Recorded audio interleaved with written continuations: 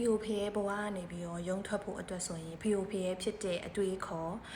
စဉ်းစားတဲ့ပုံစံအမှုအခြေအနေလိုက်ပြောင်းလဲဖို့လိုတယ်လို့လိုက်စဉ်းစားမိရယ်။ဘာလို့လဲဆိုတော့လိုက်ရင်အားပေါ့နော်ဒီဘဝဖြတ်တန်းမှုဆိုလို့ရှိရင်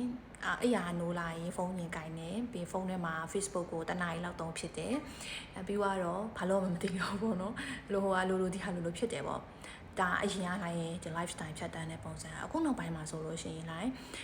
ကောင်းတဲ့အမှုချင်းတစ်ဖြည်းဖြည်းနဲ့ပြုစုပြောင်းထောင်လာတယ်ဥမာလိုက်ညမအိတ်ခင်တရားထိုင်တာမျိုးပြီးရင်မနေ့မိုးလင်းလာပဲဖြစ်ဖြစ်ကိုအားတဲ့အချိန်တစ်ခုပေးနိုင်ပြီဆိုတော့လည်းလေ့ကျင့်ခန်း workout လာဆော့တယ်အခုပြီးသွားရင်လိုက်ဒီတစ်ခုခုပေါ့နော်ဒီ content တွေ create လုပ်တယ်ဆိုတာနဲ့လိုက်အတွက်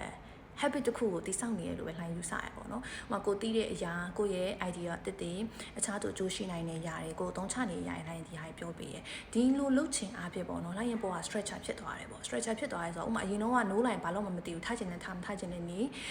ဒီတိုင်းပဲအခြေတွေကုန်သွားတယ်ပေါ့နော်။အခုနောက်ပိုင်းဆိုငါအဲ့ရနိုးလိုက်ဒီနေ့မှဘာတွေလုပ်ရမလဲ plan တွေရှိတယ်ငါဘာတွေလေ့လာရမလဲအခြားသူကငါဘာတွေမျှဝေရမလဲဒီ